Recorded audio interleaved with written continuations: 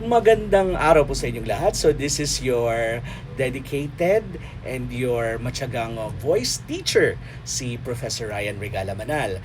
So for today, I'm going to answer some questions na-receive natin, some interesting questions that will help to improve your voice. Okay? So, ang tanong is, how to sing high notes without straining? Yung tipong pag kumakanta ka ng mga matataas, relax ka lang, hindi ka hirap na hirap, yung tipong mapuputol yung ugat mo or yung tipong matatay ka na, no? So, kailangan ito as a voice professor and as a performer, ito yung mga tips natin. Number one is to vocalize regularly. Mag-vocalize ka, mag-stretching ka. So when I was just nung bata pa ako, nung estudyante pa ako, medyo hindi ko maintindihan ano ba yung importance ng vocalization hanggang sa tumanda na ako. So it's very important kasi na i-stretch ng maigi yung boses natin kasi ang boses natin parang goma yan. Pag mag-stop ka mag-practice, so maghihinto din, ma-stretch yung boses mo. So you need to practice regularly and to stretch through vocalization. Okay? Para sa vocalization, you can follow yung mga vocalizations natin sa channel ko. Okay, number two is guidance with professional and qualified teacher or voice coach. Okay? So, mas maganda kung may nakikinig talaga sa inyo. So, kahit tapos na ako, nag-masters na ako, mas gusto ko pa rin may nakikinig sa akin. Okay? So, kasi minsan hindi natin naririnig yung sarili natin. Mas iba talaga pag may guidance ka. Okay? Or, you can record yung sarili mo. And then, pakinggan mo na maigi. You have to analyze it. Okay? And then, syempre kasi, siya yung magsasabi sa'yo na ito yung mga faults mo. Ito yung mga dapat mong baguhin. Okay, so siya kailangan maging maingat tsaka careful kayo kasi marami na rin naglalabasan. Hindi porket magaling mag-English, magaling na. Check niyo yung mga outputs, sino yung mga products niya, okay? Kung natuto ba talaga or nagkatapon lang kayo ng pera, okay? So, yon.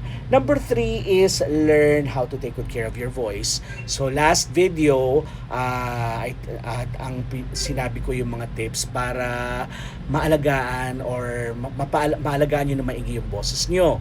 So, avoid over-practice. You have to practice regularly. Avoid too much practice, yung over-practice pala. And then also avoid yung sobrang sigaw ng sigaw. Pagpagod na yung boses ninyo, ipahinga ninyo. Okay? And then you have to sleep well, sleep a lot, pagpagod na. Kasi pagpagod kayo, maririnig yun.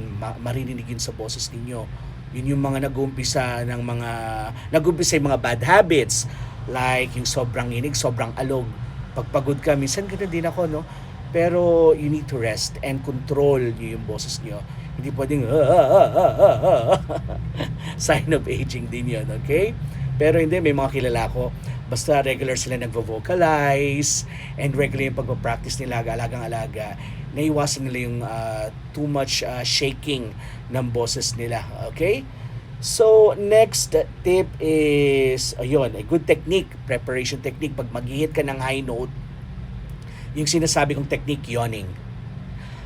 Huwag mong bibiglain. Yung pag-hit ng high note, dear class, no? Yung pag-hit ng high note, pinaghahandaan yun. Okay, maghikab kayo. It's a good technique. Lift. The higher the note, the higher you lift your position. Parang kumakain kayo naman sana sa. Ayan, no? Remember ko yan, naalala ko yan sa aking prof dati sa UST, okay? Si Ma'am Irma. So, ganyan. Maghikab kayo. Lift it.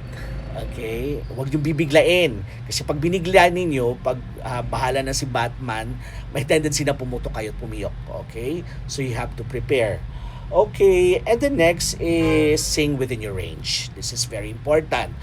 Pag masyadong mataas at alam nyo namang hindi pa ganun kataas ang boses nyo, you have to sing within your range. Hanapin nyo yung tamang key ninyo. Okay? So, hindi porke na nasa middle range lang kayo, hindi na kayo magaling. No. Although masarap talaga kumanta kung mataas ang boses ninyo, no? Wala pang gamot. Okay, kung may gamot lang, di ba, sino bang gustong mag-try? Yung iba, nagtuturok ng female hormone. Pero hindi naman tumaas ang boses na, lumaki yung boobs nila, no? Mahirap talaga mabago yung boses, okay? Pero, yun, so you have to sing within the range. Alamin nyo kung ano yung kaya ninyo. Then, gradually, you can sing that. Hindi pwedeng biglaan or tatalon. Okay? So, hanapin nyo kung saan kayo comfortable. Yung pinaka-highest note ng song. And then, kailangan comfortable lang kayo. Relax lang. Kasi pag comfortable yung tunog nyo, masarap pakinggan. Okay? Hindi siya hirap pakinggan. Yung tipong pati ikaw affected kasi hirap na nga siya, mas makikinig ka pa. Pareho na kayong nahihirapan, no? So, sing within your range. And last, although marami pa, ang dahil pang mga technique, no? You have to stay healthy. Ouch. Mag-exercise kayo. Sorry. Ayan. Siyempre, it follows pag healthy kayo, healthy din yung lalabas na boses ninyo. Okay? So, thank you very much. I hope nakakuha kayo ng tips. And don't forget to practice, to vocalize, to sleep well. And don't forget also to subscribe sa aking YouTube channel. Follow me here at TikTok at saka sa Facebook. Magandang araw sa inyong lahat. At Happy Valentine's Day.